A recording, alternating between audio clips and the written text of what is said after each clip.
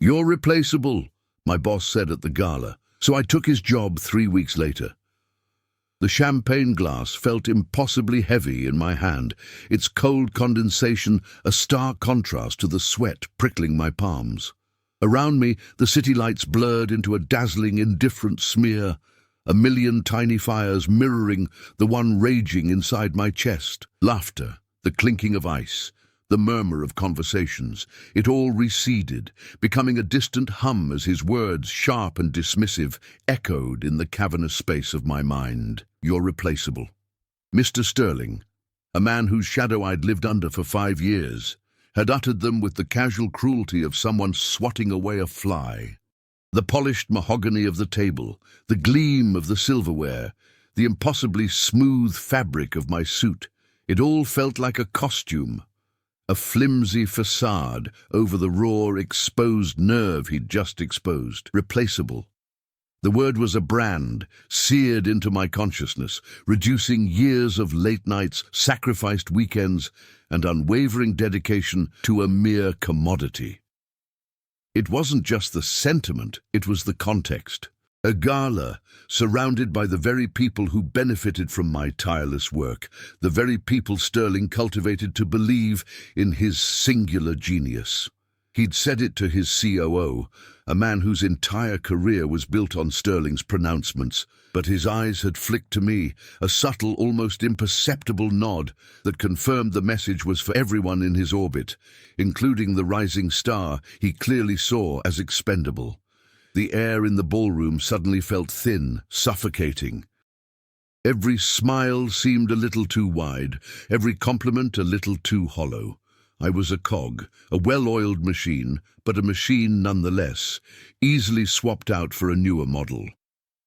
The thought wasn't just a sting, it was a seismic shift, a tectonic plate grinding beneath the carefully constructed edifice of my ambition. I'd always believed my worth was tied to my performance, to the metrics I crushed, the deals I closed.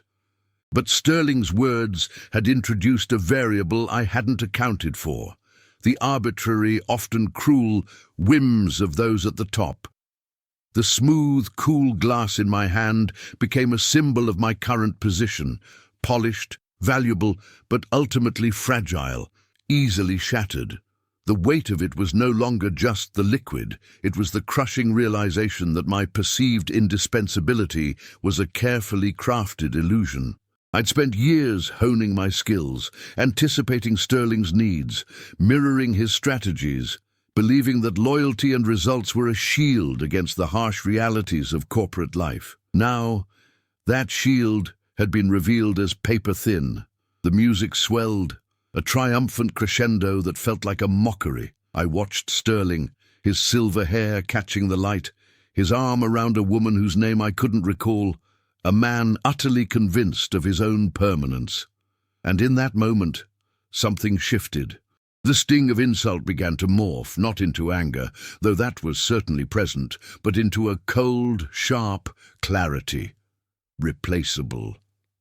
The word, once a weapon aimed at my ego, began to reframe itself in my mind. If I was replaceable, then so was he. If the system allowed for such casual dismissal, then the system itself was vulnerable. The desire to prove him wrong, to reclaim my perceived value, began to crystallize into something far more potent, a silent, unwavering resolve. The gala, meant to celebrate success, had become the crucible of my own quiet rebellion. The glittering chandeliers overhead seemed to mock my internal turmoil, their light too bright, too artificial. The air, thick with expensive perfume and the scent of ambition, suddenly felt charged with a new kind of energy. An energy born not of admiration, but of a fierce, burning need to redefine my own place, not just within Sterling's empire, but in the world. The champagne, untouched, remained a silent testament to the moment the illusion shattered and the real work began. My focus narrowed, the cacophony of the room fading into a dull roar. The polished floor beneath my feet felt solid, unyielding, a stark contrast to the instability Sterling's words had introduced. I took a breath, the air cool and sharp in my lungs, and for the first time that evening, my gaze didn't waver from Sterling's retreating form. The path ahead was unclear, shrouded in the smoky haze of my own ambition and the lingering echo of his dismissal, but for the first time, it felt like my own to forge. The weight in my hand shifted, no longer a burden, but a grounding force. I set the glass down, the soft clink barely audible, a tiny punctuation mark in the grand unfolding narrative of my own quiet coup.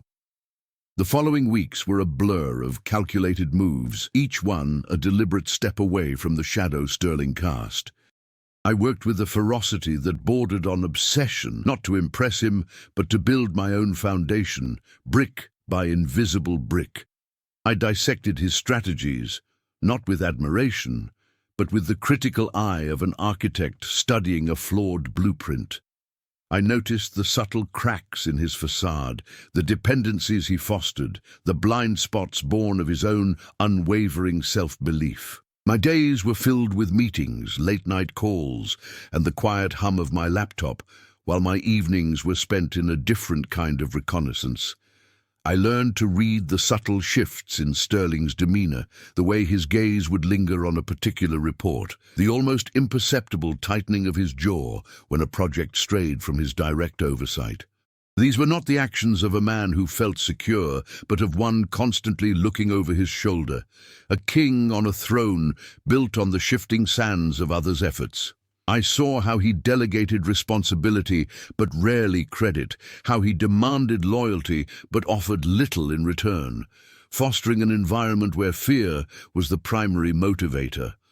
My own ambition, once a simple desire for recognition, had sharpened into a more complex, intricate pursuit. It wasn't just about surpassing Sterling. It was about understanding the mechanics of power, the subtle art of influence that he wielded so carelessly. The gala had been a public dissection of my worth, and now, in the private dissection of his empire, I was learning how to wield that knowledge. I began to cultivate my own network, not through grand gestures, but through quiet conversations, shared late-night coffees, and the genuine offer of support that Sterling so rarely extended. I listened more than I spoke, absorbing the frustrations and aspirations of those around me, identifying the quiet discontents that festered beneath the surface of company loyalty. I saw the same hunger in their eyes that had once driven me. The same desire for acknowledgement, for a sense of purpose beyond mere replaceability. The office, once a place of routine, became a chessboard, and every interaction, every decision was a strategic move. I started proposing solutions to problems Sterling had overlooked, not as challenges to his authority, but as opportunities for growth, for efficiency, for innovation. I presented them with a calm assurance, carefully framing them in terms that aligned with his stated goals, making it impossible for him to dismiss them without undermining his own vision. The air in my workspace, once thick with the pressure of his expectations, began to feel lighter, charged with a nascent sense of possibility. The constant need to prove myself to him was slowly being replaced by a growing confidence in my own capabilities. A quiet understanding that my worth was not defined by his pronouncements, but by the tangible impact I could create. The 3 weeks felt like an eternity, a compressed lifetime of observation and preparation.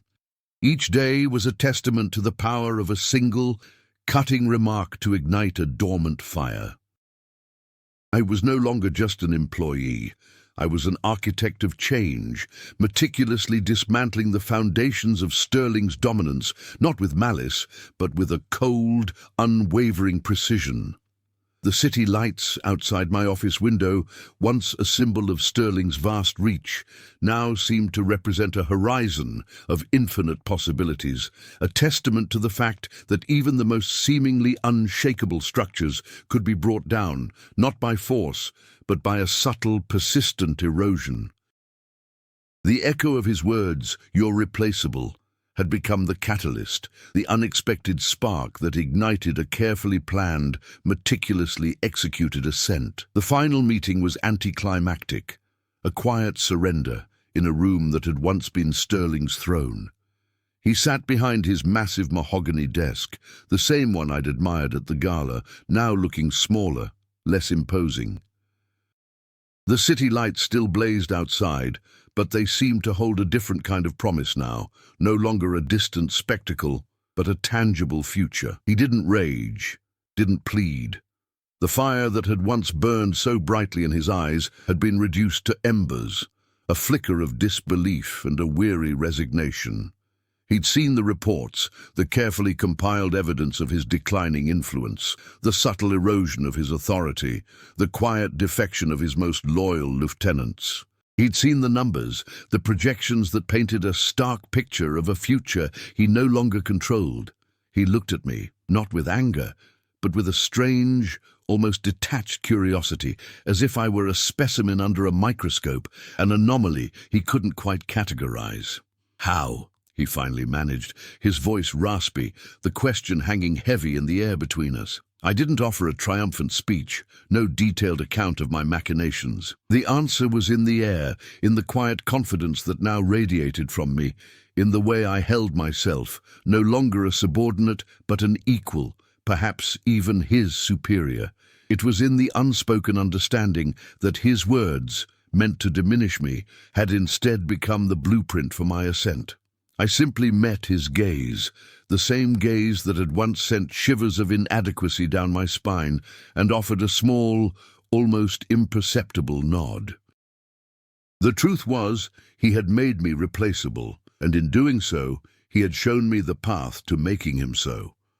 The power had shifted, not through a violent overthrow, but through a quiet, persistent redefinition of value. He had taught me that indispensability was a myth, and I had learned to wield that truth, not to destroy, but to build something entirely my own. The silence that followed was profound, a vast expanse filled with the unspoken acknowledgement of a reign ended. The city lights outside seemed to pulse with a new rhythm, a beat that was mine to follow. I turned and walked out of the office, not with a swagger, but with a steady, measured stride, the heavy door closing softly behind me, sealing a chapter not of revenge, but of quiet, earned succession. The cool night air hit my face, a welcome caress after the stifling atmosphere of his office. It carried the distant sounds of the city, a symphony of life and ambition that no longer felt overwhelming, but inviting. I looked up at the vast expanse of the sky, the stars just beginning to emerge from the city's glow, and felt a profound sense of peace. Not the peace of victory, but the quiet satisfaction of having navigated a complex maze and emerged not just intact, but transformed. The city skyline, a jagged silhouette against the bruised twilight, held no malice anymore. It was just a landscape, waiting to be shaped, waiting for the next story. And I, no longer replaceable, was ready to write it. The weight of Sterling's dismissal had been a catalyst, yes, but the true transformation wasn't in the act of taking his position, but in the slow, often uncomfortable process of understanding the why behind his actions. It wasn't enough to simply occupy his office. I had to dismantle the flawed ideology that had built it. The pressure to perform, to exceed expectations, had been my singular focus for years. I'd operated under the assumption that relentless effort and measurable results were the ultimate arbiters of worth. Yet Sterling's casual cruelty revealed a deeper truth, that power, unchecked, often breeds a profound disconnect from the humanity of those it purports to serve. Now, sitting in the very seat he'd occupied, I found myself grappling with the subtle, insidious ways his mindset had seeped into my own. It manifested not in grand pronouncements, but in the quiet anxieties that surfaced when a project faced unexpected delays, or when a team member struggled with a personal crisis that impacted their work. A flicker of impatience, a fleeting thought of their replaceability. These were the ghosts of Sterling's influence, haunting the edges of my newfound authority. This internal struggle wasn't about philosophical debate. It was about the visceral pull of ingrained habits, the deeply etched pathways of thought that prioritized efficiency and outcome above all else. For instance, when Sarah, a usually stellar performer, began missing deadlines, my initial instinct was a cold, analytical assessment of her output, a mental comparison to others on the team, a whisper of replaceable. This reflex, honed by years of Sterling's implicit demands, was a stark reminder that the ethical awakening was not a singular event, but an ongoing, arduous journey. Building on this internal reckoning, I began to observe the subtle currents of communication within the company, the unspoken hierarchies and the invisible barriers that Sterling had so expertly maintained. His leadership style was one of command and control, a top-down directive that stifled genuine collaboration and fostered a climate of quiet resentment. He cultivated an environment where questions were seen as challenges and feedback was perceived as criticism. Consequently, the most innovative ideas often withered on the vine, never reaching their full potential because they lacked the fertile ground of open dialogue. My own approach, therefore, had to be a deliberate counterpoint. It wasn't about simply issuing orders, but about fostering an ecosystem where ideas could be shared, debated, and refined. This meant actively seeking out dissenting opinions, not as threats, but as invaluable data points. It involved creating spaces, both physical and virtual, where individuals felt safe to voice concerns without fear of reprisal. Consider the impact of this shift. A junior analyst, Maya, hesitantly approached me with a radical proposal for streamlining our supply chain.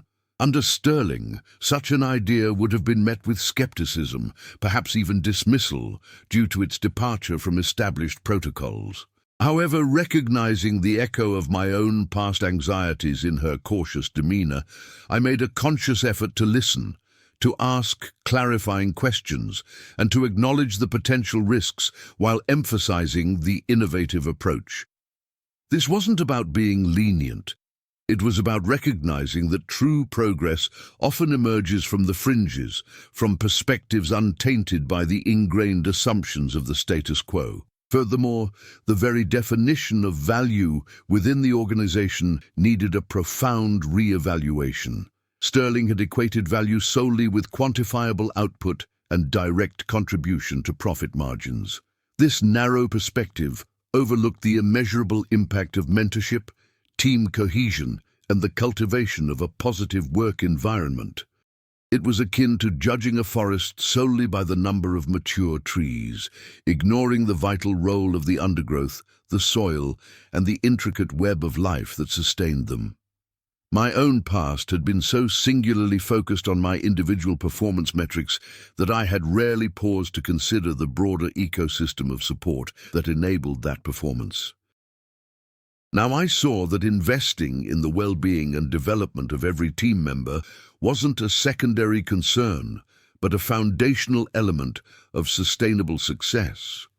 It meant allocating resources not just to training programs focused on technical skills, but also to initiatives that fostered emotional intelligence, conflict resolution, and collaborative problem-solving. For instance, initiating a peer mentorship program, where senior employees were encouraged to guide and support junior colleagues, was met with initial skepticism, seen by some as a drain on valuable work hours. However, the subsequent increase in cross-departmental understanding and the reduction in onboarding time for new hires demonstrated a tangible, albeit less immediately quantifiable, return on investment. This shift in perspective was crucial. It was about moving beyond the transactional nature of employment towards a more holistic understanding of contribution, recognizing that a thriving organization is built on the collective growth and well-being of its people, not merely their individual output. The subtle shift from command and control to a more collaborative leadership style necessitated a fundamental re-evaluation of performance metrics. Where Sterling had focused on individual output, I began to emphasize team synergy and the qualitative aspects of contribution. This wasn't about abandoning accountability, it was about broadening its scope. Now consider how this applies when you're tasked with evaluating a project's success. Instead of solely looking at the final numbers, the revenue generated, the market share captured, we started to analyze the process. Did the team communicate effectively? Were conflicts resolved constructively? Did individuals feel empowered to voice their ideas, even if those ideas weren't ultimately adopted? This deeper dive into the how revealed that a project might hit its financial targets, but if the team was fractured, burned out, or felt unheard, its long-term sustainability was compromised.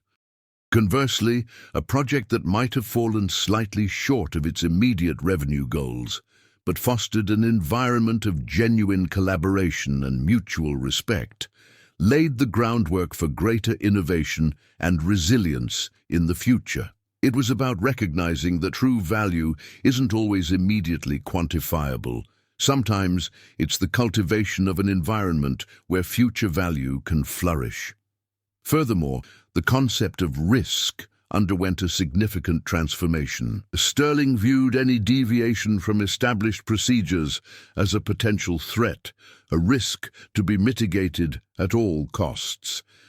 This led to a culture of extreme caution, where bold initiatives were often stifled before they could even be proposed. My approach, however, began to frame calculated risks not as dangers, but as necessary investments in growth. Consider the implementation of a new software system. Sterling would have demanded months of exhaustive testing, pilot programs, and contingency plans, delaying adoption until the market had already moved on. My team, on the other hand, adopted a more agile methodology. We identified the core functionalities, launched a minimum viable product, and then iterated based on real-time user feedback. This wasn't about recklessness. It was about understanding that the greatest risk often lies in inaction, in clinging to outdated methods while the competitive landscape rapidly evolves. It required a willingness to embrace imperfection, to learn from missteps, and to adapt quickly. This shift in perspective fundamentally altered how we approached challenges, moving from a defensive posture of avoidance to an offensive strategy of proactive innovation. Another crucial layer to this evolving leadership philosophy involved the recognition of diverse contributions. Sterling's worldview was inherently hierarchical, valuing certain roles and skill sets above others. He saw the engineers as the brains, the sales team as the mouthpieces, and the support staff as mere functionaries. This rigid categorization not only undervalued significant contributions, but also created artificial silos that hindered cross-functional understanding. Now consider a scenario where a customer service representative identifies a recurring product defect that the engineering team, shielded by their technical focus, had overlooked. Under Sterling, this feedback might have been dismissed as irrelevant to the real work. My administration, however, actively sought out these cross-pollinating insights. We implemented regular interdepartmental forums, not for formal presentations, but for informal knowledge sharing. These sessions became invaluable, allowing the sales team to articulate market needs directly to product development and enabling customer service to provide crucial on-the-ground intelligence that informed engineering priorities. It was about understanding that value is not confined to specific roles, but is distributed across the entire organizational ecosystem, and that unlocking this distributed value requires fostering an environment of open communication and mutual respect for all contributions, regardless of their perceived hierarchical standing. The notion of legacy within leadership distinct from mere succession, began to take shape as I observed the subtle undercurrents of the organization. Sterling had operated on a model of immediate impact and visible wins, a relentless pursuit of quarterly results that left little room for long-term vision or foundational development. His legacy, if it could be called that, was a collection of fleeting successes, quickly overshadowed by the next pressing demand. My own ambition, initially fueled by a desire to prove him wrong, was now evolving into a more profound aspiration to build something enduring, something that transcended personal achievement and fostered a lasting positive influence. This required a shift from focusing solely on what we accomplished to how we accomplished it, and more importantly, the ripple effects that those methods would have long into the future. Now consider how this applies when you're contemplating a significant strategic shift. Instead of asking solely, will this increase our profits this quarter? The more pertinent question becomes, will this approach cultivate a culture of innovation that benefits us for the next decade? This involves foresight, a willingness to invest in initiatives that may not yield immediate returns, but are crucial for long-term resilience and adaptability. It means prioritizing the development of internal talent, not just for current roles, but for the leadership positions of tomorrow, ensuring that the company's future direction is guided by individuals who understand and embody its core values. Furthermore, the concept of accountability itself needed a deeper, more nuanced interpretation than the punitive approach Sterling favored. His model of accountability was based on assigning blame, on identifying the weakest link and holding them responsible for any perceived failure. This created an atmosphere of fear where mistakes were hidden rather than addressed and learning opportunities were squandered. My evolving perspective recognized accountability not as a tool for punishment, but as a mechanism for collective growth and continuous improvement. Building on this, however, it's vital to distinguish between holding individuals responsible for their actions and fostering an environment where systemic issues can be openly identified and rectified. Now, consider this in the context of a project that underperforms. Instead of immediately pinpointing an individual to blame, the focus shifts to analyzing the contributing factors. Was the initial planning flawed? Were resources inadequate? Was communication inefficient? This approach doesn't absolve individuals of their responsibilities, but it frames accountability within a broader systemic understanding, encouraging a proactive rather than reactive response to challenges. It's about creating a feedback loop where every setback becomes an invaluable lesson, strengthening the organization's capacity for future success. Consequently, the emphasis began to shift from short-term gains to the cultivation of robust internal ecosystems. Sterling's approach was akin to extracting resources from a forest without regard for replenishment, inevitably leading to depletion. My developing philosophy, conversely, focused on nurturing the soil, on ensuring the long-term health and vitality of the organizational ecosystem. This meant investing in mentorship programs, not as a mere HR initiative, but as a deliberate strategy for knowledge transfer and cultural assimilation. It involved actively promoting cross-functional collaboration, breaking down the silos that Sterling had so meticulously maintained, and encouraging the free flow of ideas and expertise across departments. For instance, establishing a guild system where specialists from different teams could share best practices and address common challenges fostered a sense of shared ownership and collective problem-solving. This wasn't about diminishing individual performance, but about recognizing that the collective intelligence and collaborative spirit of the entire organization are far more powerful and sustainable than the sum of its individual parts. It's about building an environment where people don't just work for the company, but feel they are actively contributing to its enduring legacy, shaping its future with every collaborative effort. The initial impulse to simply replicate Sterling's power structure, to fill his void with my own ambition, had been potent. It was a primal urge, a visceral need to reclaim the dignity he'd stripped away. However, as I navigated the intricate web of corporate power, a profound realization began to dawn. True leadership wasn't about occupying a vacated seat, but about fundamentally reshaping the terrain itself. Sterling had built his empire on a foundation of control, fostering an environment where deference was paramount and dissent was a cardinal sin.